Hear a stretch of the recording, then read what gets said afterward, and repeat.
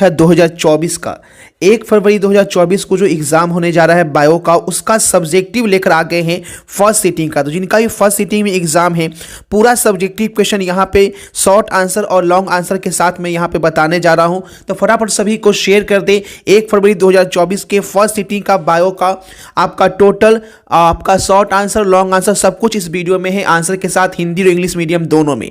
ठीक है, तो फटाफट सभी को शेयर कर दो, चैनल को सब्सक्राइब कर लीजिएगा ताकि और भी जो क्वेश्चंस होंगे वो इस पे आपको दिए जाएंगे। ऑब्जेक्टिव को भी सामने कराया जाएगा। ठीक है, लिंक मैंने डिस्क्रिप्शन में दिया हुआ है टेलीग्राम का, तो वीडियो देखने के बाद टेलीग्राम ग्रुप जरूर से ज्वाइन कर लीजिएगा। ठीक है, तो आइए पूरा क्वेश्चन यहां पे देख लेते हैं आंसर के साथ। सभी को फटाफट शेयर कर दीजिए।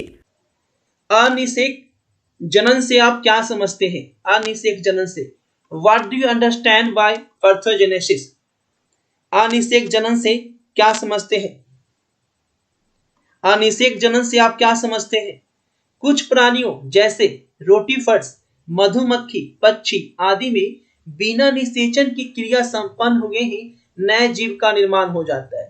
यानी ठीक है, बोला जा रहा है कि कुछ ऐसे होते हैं जिनमें कोई भी निषेचन नहीं होता है, उसे हम क्या बोलते हैं? अनिषेचक कहते हैं। ठीक है, parthenogenesis is a process which the female gamete of some organism like rotifers, honeybee and bird undergoes development from new organism without fertilization। Simple सी बात है, जिसमें फर्टिलाइजेशन नहीं होता है, बिना फर्टिलाइजेशन की ही वो नए जीव का निर्माण कर लेते हैं, उससे ही हम लोग क्या कहते हैं? पार्थोजेनेसिस कहते हैं। सिंपल सी बात है ना। चलिए अगला देखिए, क्वेश्चन नंबर 3। एंटीबॉडी के कार्यों का उल्लेख करें। एंटीबॉडी का कार्य का उल्लेख कीजिए। Mention the function of antibody. Antibody का क्या कार्य होता है, ये आपको बताना है। देखिए सबसे पहले एंटीबॉडी होता क्या है, तो जीवाणुओं को एंटीबॉडी इस तरह से ढक देता है जिससे क्या होता है कि फैगोसाइट उसे पहचान सकते हैं, और इसे हम आसोनाजाइस कहते हैं। ठीक है, इसे क्या कहते हैं? आसोनाजाइस कहते हैं। एंटीबॉडी बैक्टीरिया द्वारा स्रावित विषाक्त पदार्थ को उदासीन बना देता है। एंटीबॉडी क्या करता है? जो बैक्टीरिया का विषाक्त पदार्थ होता है, जो टॉक्सिन होता है, उसको क्या करता है? ये न्यूट्रलाइज कर देता है ना। विषाक्त पदार्थ का मतलब क्या? जो टॉक्सिन होता है उसको न्यूट्रलाइज कर देता है, और उसे हम क्या कहते हैं? उसे हम क्या बोलते हैं? न्यूट्रलाइजेशन, यानी उदासीनता कहते हैं। ठीक है, उसके बाद देखिए क्या है, एंटीबॉडी एंटीजन से संयुक्त होकर बृहत आकार अघुलनशील जटिल पदार्थ तैयार करता है। एंटीबॉडी बैक्टीरिया द्वारा स्रावित विषाक्त पदार्थ को उदासीन बना देता है, उसे हम उदासीनता कहते हैं। और एंटीबॉडी एंटीजन से संयुक्त होकर बृहत आकार वाला अघुलनशील जटिल पदार्थ तैयार करता है, जो एंटीजन के विशेष जैव कार्य में बाधा पहुंचाते हैं, और इसे हम एग्लूटिनेशन कहते हैं। क्लियर है ना। चलिए इंग्लिश में देख लीजिए इसे। इंग्लिश में आपको स्क्रीनशॉट ले लेना है। क्लियर। चलिए आगे देखिए, क्वेश्चन नंबर 4। सहलग्नता और विनिमय में अंतर स्पष्ट करें। सहलग्नता और विनिमय में अंतर स्पष्ट करें। सहलग्नता क्या है और विनिमय क्या है? सहलग्नता किसी गुणसूत्र के जीन्स को साथ साथ रखती है। सहलग्नता का मतलब क्या होता है? ठीक है, ध्यान से देखो क्या बोल रहा है कि between linkage and crossing cover, है ना। और विनिमय गुणसूत्र को जीन्स को पृथक करता है, जिससे नए संयोग बनते हैं। जीन्स के पास स्थित होने पर सहलग्नता की तीव्रता क्या है? बढ़ जाती है, और जीन्स के अधिक समीप होने पर विनिमय की आवृत्ति जो है वो क्या होती है? घट जाती है। सहलग्नता की बात करें तो इसके द्वारा जनक लक्षण संतति में बने रहते हैं, और विनिमय में यह संतान में जनक लक्षणों को बदल देते हैं। ठीक है, इंग्लिश देख लो इसका। इंग्लिश में क्या बोल रहा है? Differentiate between linkage and crossing. बस यहां से स्क्रीनशॉट ले लीजिए, क्योंकि लाइव के बाद ये आपको नहीं दिखेगा। ठीक है ना, जो ये सोचकर जा रहे हैं कि हम बाद में देख लेंगे, ठीक है, तो बाद में कितना भी मुझे कॉल करते रहो, व्हाट्सएप करते रहो, कुछ नहीं हो पाएगा। ठीक है, यहां पे ले लीजिए। नेक्स्ट है क्वेश्चन नंबर 5। क्वेश्चन नंबर 5 है, जैव विविध प्रौद्योगिकी के सिद्धांत को लिखिए। जैव प्रौद्योगिकी का क्या सिद्धांत होता है? जैव प्रौद्योगिकी के दो प्रमुख तकनीकों का योगदान है। पहला क्या है? आनुवांशिक अभियांत्रिकी। सेकंड क्या है? रासायनिक अभियांत्रिकी। ठीक है, क्लियर। तो आनुवांशिक अभियांत्रिकी की बात करेंगे सबसे पहले। तो आनुवांशिक अभियांत्रिकी वह प्रौद्योगिकी है जिसके द्वारा किसी भी जीवन से डीएनए या जीन को निकालकर किसी अन्य जीव के जीन के साथ युग्मित किया जा सकता है। दूसरे शब्दों में बोले तो आनुवांशिक अभियांत्रिकी को युग्मित डीएनए प्रौद्योगिकी भी कहा जाता है, यानी एक जीव से निकालकर दूसरे जीव में ट्रांसफर कर देना। ठीक है। और रासायनिक क्या होता है, तो इसमें क्या होता है, रोगाणुहित वातावरण बनाकर केवल वांछित सूक्ष्म जीवों को सुकेंद्री की कोशिकाओं में वृद्धि कर अधिक मात्रा में जैव प्रौद्योगिकी उत्पादों को निर्माण किया जाता है, जैसे कि एंटीबायोटिक्स हो गए, टीके हो गए, एंजाइम हो गए। ठीक है। ये क्या है, रासायनिक अभियांत्रिक है। जैसे कि आप अभी कोरोना चल रहा है, उसका वैक्सीन लीजिएगा तो वो क्या हो जाएगा, आपका रासायनिक अभियांत्रिक हो गया। और एक होता है आपका आनुवांशिक अभियांत्रिक, जो आपके डीएनए में ही चेंज हो जाता है। ठीक है। यही आपका इंग्लिश में है genetic engineering and biochemical engineering. ठीक है ना। चल स्क्रीनशॉट ले लो, यहां से छोटा कर देते ताकि फुल स्क्रीन में आपको स्क्रीनशॉट मिल सके। क्लियर। मोबाइल से देख रहे हो तो फुल स्क्रीन पे देखो, अगर लैपटॉप से देख रहे हो तो फुल स्क्रीन तो चल ही रहा हो। क्वेश्चन नंबर 6 देखिए, ध्वनि प्रदूषण के 2 उपाय को लिखे। ध्वनि प्रदूषण के नियंत्रण के उपाय क्या है, तो सिंपल सी बात है, ध्वनि प्रदूषण के नियंत्रण के उपाय क्या है। ठीक है, ABCD ये आपको लिख देना है। अधिक शोर पैदा करने वाली मशीनों के स्थान पर कम शोर पैदा करने वाली मशीन लगाएंगे तो ध्वनि प्रदूषण कम होगा। आबादी से दूर औद्योगिक इकाई को स्थापित किया जाना चाहिए, यानी जो भी फैक्ट्री वगैरह हैं उन्हें पॉपुलेशन से दूर रखा जाए, है ना। लाउड स्पीकर एवं तेज आवाज पैदा करने वाले यंत्रों को पूर्ण प्रतिबंध कर देना चाहिए। ठीक है। ध्वनि आवेशकों जैसे पदार्थों के प्रयोग पर जोर देना चाहिए। ध्वनि प्रदूषण नियंत्रण के लिए बने कानून की पालन होनी चाहिए, है ना। बस स्क्रीनशॉट ले लीजिए इसका इंग्लिश में, ये सिंपल सा आप खुद से भी बना के लिख सकते हैं। ध्वनि प्रदूषण कोई बड़ी बात नहीं है ना। चलिए क्वेश्चन नंबर 7। क्वेश्चन नंबर 7 देखिए क्या पूछ रहे हैं। क्वेश्चन नंबर 7, एंटीबॉडी और इंटरफेरेंस में अंतर बताइए।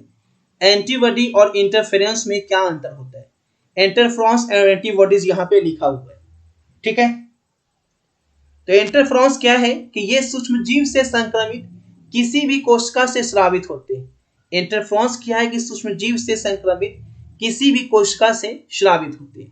और एंटीबॉडीज क्या है कि ये केवल प्लाज्मा की बी कोशिकाओं से उत्पन्न होते हैं।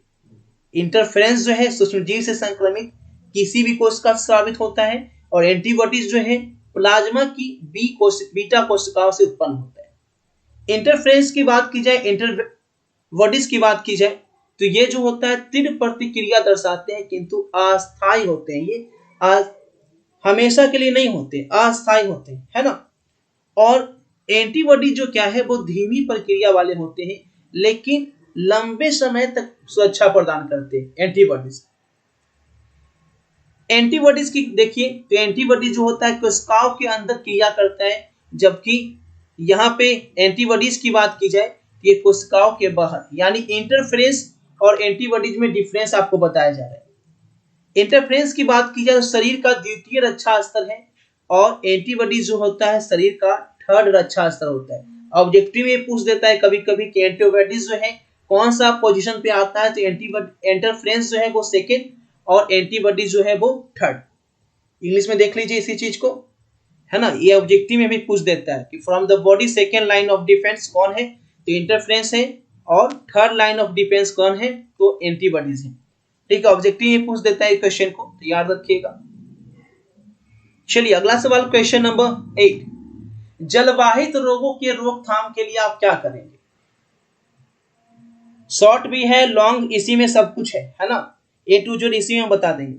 जलवाहित रोगों के रोकथाम के लिए आप क्या करेंगे, तो क्या करना है, जैसे कि संदूषित जलवाहक, जैसे कि टाइफाइड हो गया, है ना, ये सब क्या है, जल वाली बीमारी है। अतिसार जैसे रोगों की रोकथाम हेतु हम स्वच्छ जल का प्रयोग करेंगे। क्या करेंगे, जल से होने वाली बीमारी के लिए स्वच्छ जल का प्रयोग करें, जल को ढक के रखें। ठीक है, यही सब नियम है, आप खुद से भी लिख सकते हैं। क्वेश्चन नंबर 9 देखिए, जन्मजात प्रतिरक्षण एवं उपार्जित प्रतिरक्षण क्या है। क्वेश्चन नंबर 9, स्क्रीनशॉट लेते चलना सब, ठीक है, बाद में काम देगा। जन्मजात सहज प्रतिरक्षण एवं उपार्जित प्रतिरक्षण, इसलिए फुल स्क्रीन पे आपको दिखा रहे हैं कि आप लोग को स्क्रीनशॉट लेने में बने, और मोबाइल को फुल स्क्रीन में करके देखो। देखो जन्मजात क्या होता है, जन्मजात का मतलब सहज, एक प्रकार की विशिष्ट रक्षा है जो जन्म से मौजूद होती है। जन्मजात बोलते हैं ना, जन्मजात का मतलब ही होता है, ठीक है, जन्मजात का मतलब ही होता है कि जन्म से मौजूद होगा। जबकि उपार्जित प्रतिरक्षा रोगजनक विशिष्ट जो है प्राथमिक एवं द्वितीयक अनुक्रिया होती है, जिसका अभिलक्षण स्मृति पर आधारित होता है। पिक्चर क्वालिटी को हाई करके देखो, हाई पिक्चर क्वालिटी, तब साफ साफ दिखेगा। हाई पिक्चर क्वालिटी सेटिंग में जाके हाई पिक्चर क्वालिटी कर लीजिए, ठीक है। क्वेश्चन नंबर 9, शुक्राणु जनन की प्रक्रिया में नियमन में शामिल हार्मोन का नाम बताएं। शुक्राणु जनन की प्रक्रिया जो है उसमें नियमन में शामिल हार्मोन कौन होता है? Name of the hormones involve in regulation of spermatogenesis. ध्यान से देखेंगे इस चीज को। शुक्राणु जनन की प्रक्रिया के नियमन को निम्न हार्मोन कार्य करते हैं। पहला, पिट्यूटरी ग्रंथि स्रावित उद्दीपति हार्मोन जो होता है, जिसे हम लोग क्या बोलते हैं? FSH, उसे क्या बोलते हैं हम लोग? FSH। और पीत पिंड जो होता है उसे हम LH बोलते हैं। ये दोनों हैं। वो क्या करता है? हाइपोथैलेमस द्वारा स्रावित, हाइपोथैलेमस जो स्रावित करता है गोनेड्रोपिन रिलीजिंग हार्मोन के प्रभाव से स्रावित होता है। बस इसमें कुछ करना नहीं है। FSH और LSH का आपको पता है कि शुक्राणु जनन की प्रक्रिया जो है FSH और LH के द्वारा होता है, और ये आपको ऑब्जेक्टिव में भी पूछा जाता है, ठीक है। चलो क्वेश्चन नंबर 11, यौन संचारित रोग के संपर्क में आने से बचने के लिए उपाय बताइए। What measures should be opted to prevent for contracting sexually transmitted disease, है ना, यानी STD से कैसे आप बच सकते हैं, ठीक है। तो सिंपल सी बात है, ये तो आप समझ के लिख सकते हो। अनजान व्यक्ति के साथ रिलेशन नहीं बनाना है मैथ्रो का समय, ठीक है, ये सभी समझ लोगे। क्वेश्चन नंबर 12, स्क्रीनशॉट ले लो, ये सभी तो आप लोग जानते ही होंगे। क्वेश्चन नंबर 12 पे जाते हैं। क्वेश्चन नंबर 12 क्या पूछ रहा है? अब देखो यहाँ पे लॉन्ग क्वेश्चन है, लॉन्ग आंसर क्वेश्चन है, ठीक है, लॉन्ग आंसर क्वेश्चन है, शॉर्ट लॉन्ग दोनों मिक्स करके दिए। तो देखो लॉन्ग में क्या है, पुष्पी पौधों में भ्रूणकोष कैसे विकसित होता है, भ्रूणकेश की संरचना का वर्णन कीजिए, ठीक है, भ्रूणकेश की संरचना का वर्णन करें। देखिए कैसे वर्णन करेंगे। गुरु बीजाणु मातृकोशिका में अर्धसूत्री विभाजन के फलस्वरूप 4 गुरु बीजाणु होते हैं। गुरु बीजाणु होते हैं जिनमें से एक कार्यशील होता है, यानी एक जो है कार्य करता है, अन्य 3 जो है अविकसित हो जाता है। केवल क्रियाशील गुरु बीजाणु यानी कि जाइगोट, गुरु बीजाणु किसको बोलते हैं? जाइगोट को भ्रूण कोष के रूप में विकसित हो जाता है। यानी कि आपको पता है कि एक जो रहता है वही काम करता है, बाकी सारे क्या होते हैं? निष्क्रिय हो जाते हैं।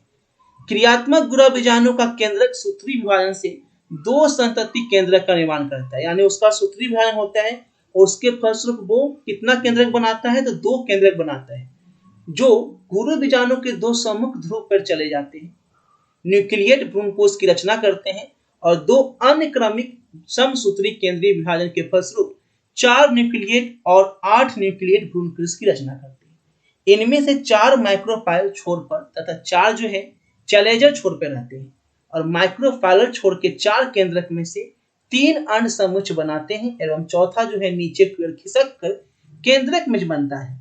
चैलेंजर छोर की तरफ 3 केंद्रक जो होते हैं वो क्या बनाते हैं? तो प्रति कोशिकाएं बनाते हैं, और चौथा खिसक कर दूसरा ध्रुवीय केंद्रक बनाता है, और दोनों ध्रुवीय केंद्रक संलगित होकर द्विगुणित द्वितीयक केंद्रक बनाते हैं। इतना आपको लिखना है, ठीक है। भ्रूणकोष की संरचना क्या होगी?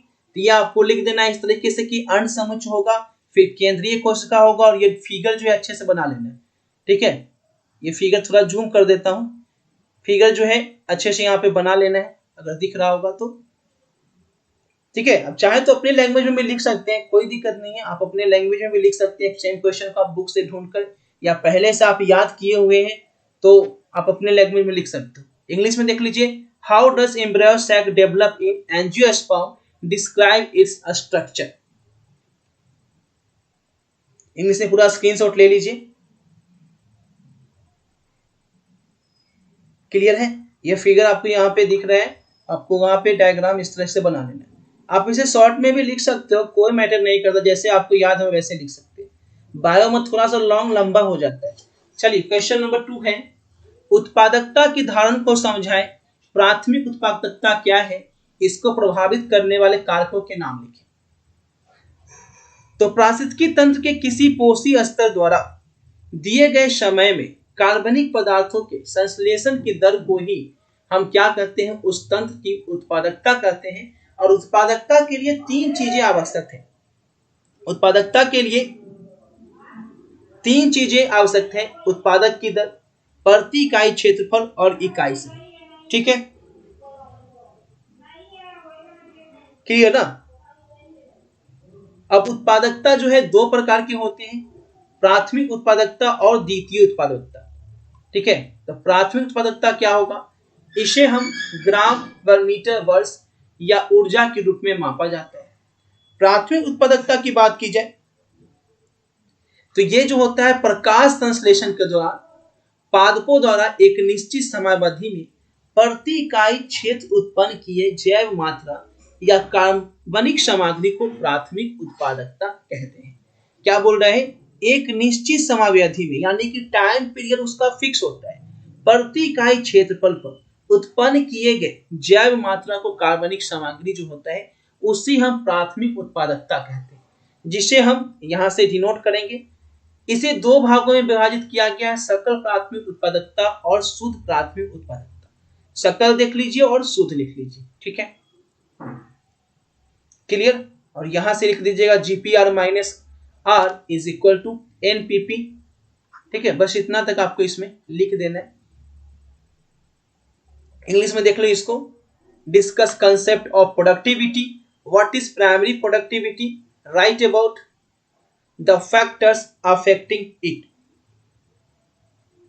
स्क्रीनशॉट ले लीजिए।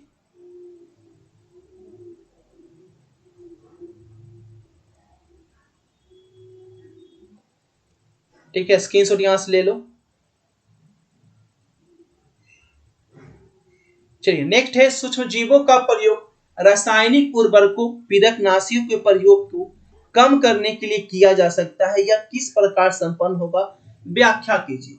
सूक्ष्म जीवों का प्रयोग रासायनिक उर्वरक और पीड़कनाशियों के प्रयोग में किया जा सकता है, व्याख्या कीजिए। ये बहुत इजी क्वेश्चन है, ये बहुत इजी क्वेश्चन, आप अपने लैंग्वेज में भी चाहे तो लिख सकते हैं। ठीक है ना।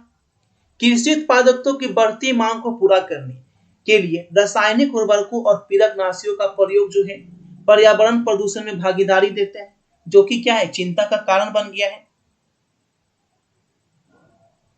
हम समझने लगे हैं कि रासायनिक उर्वरकों के अधिक प्रयोग से कई समस्या जुड़ी हुई है, जिसके परिणाम स्वरूप कार्बनिक खेती करने पर तथा जैव उर्वरक के प्रयोग पर दबाव बढ़ता जा रहा है।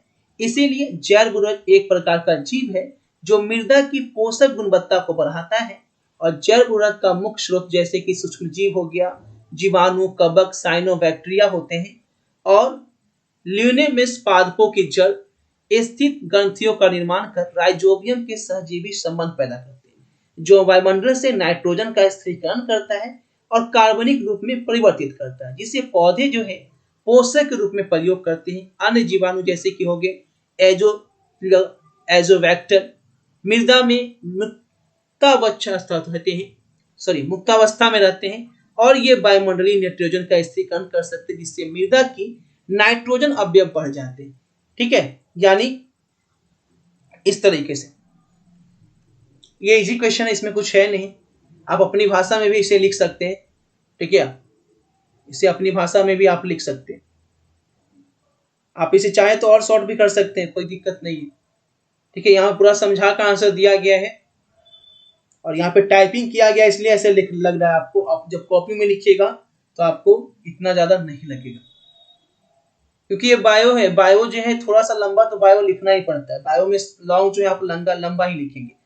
नेक्स्ट क्वेश्चन नंबर 4 है, गुणसूत्रीय विकार मेंडलीय विकार से कैसे भिन्न है, मेंडलीय विकार का उदाहरण सहित व्याख्या करें।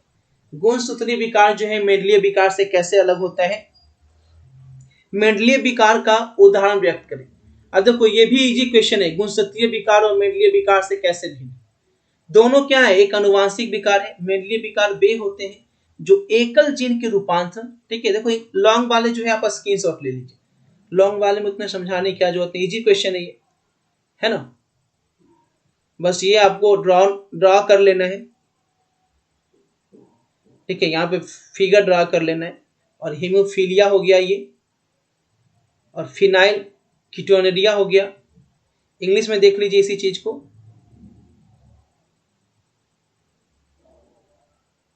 प्रैक्टिकल एग्जाम है तो सानू टेंशन क्यों लेना है, प्रैक्टिकल एग्जाम में होगा क्या, प्रैक्टिकल एग्जाम में कॉपी लेके जाना है और आपको कुछ क्वेश्चन देगा बनाने के लिए। प्रैक्टिकल का बुक लेके जाइएगा, नहीं भी लेके जाइएगा तो आसपास कोई ना बुक लेके आता ही है, देख के तो लिखना है। प्रैक्टिकल में कुछ होता है क्या, थोड़ा ना आपसे कुछ वहां पे होगा। प्रैक्टिकल की कॉपी में देख कर लिखना होता है, कुछ नहीं करना है। बस बिहार बोर्ड के लिए प्रैक्टिकल टाइम पास और कुछ नहीं, एक जस्ट अ फॉर्मेलिटी। बस वहां जाइए, प्रेजेंट हो जाइए, हो गया प्रैक्टिकल, बस यही समझ के जाइए।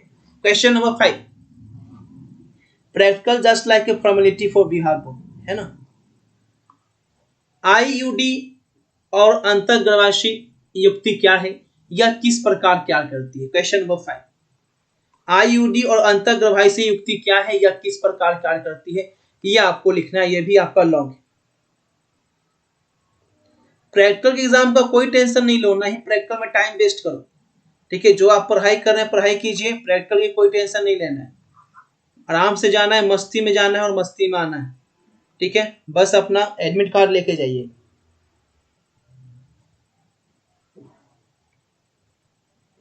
हाँ, डरने की कोई जरूरत नहीं है, प्रैक्टिकल ऐसे ही फॉर्मेलिटी होता है, बस नाम पता लिखना है, बुक से तो छापना है, करना क्या है। स्तनधारियों का सचित्र वर्णन करें, स्तनधारियों का सचित्र आपको वर्णन करना है, ठीक है। स्तनधारियों का सचित्र वर्णन करना है, इसमें आपको अच्छे से आपको बनाना है डायग्राम। स्क्रीनशॉट लेते जाओ इस क्वेश्चन का, देखिए जैसे आपसे बने, आप इससे अच्छा बना पाए तो इससे अच्छा ही बना सकते हैं, जैसे आपसे बने।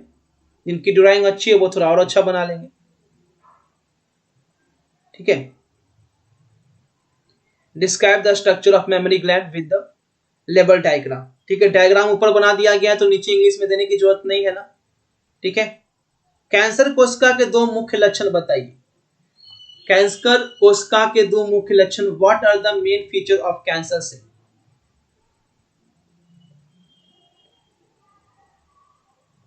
कैंसर कोशिका के मुख्य लक्षण क्या है, तो कैंसर कोशिका जो है अपनी अपरिवर्तित कोशिका झिल्ली होती है, लेकिन कभी कभी क्या करते हैं ये म्यूकोपैलेसेकेराइड का निर्माण कर कोशिकाओं की सतह पर देखा जाता है। कैंसर कोशिकाओं की कोशिका द्रव्य में विभिन्न प्रकार की संरचनाएं पाई जाती है और फूला हुआ माइटोकॉन्ड्रिया होता है। केंद्रक आकृति काफी बड़ा होता है एवं इसकी बाहरी दीवार अनियमित होती है। केंद्रक में क्रोमैटिन कोनिकाएं अनियमित रूप से क्या होता है, वितरित होता है, ठीक है। चलिए, कोई ज्यादा टफ क्वेश्चन नहीं है, सारे इजी क्वेश्चन है, 2-3 बार पढ़िएगा ना तो याद हो जाएगा।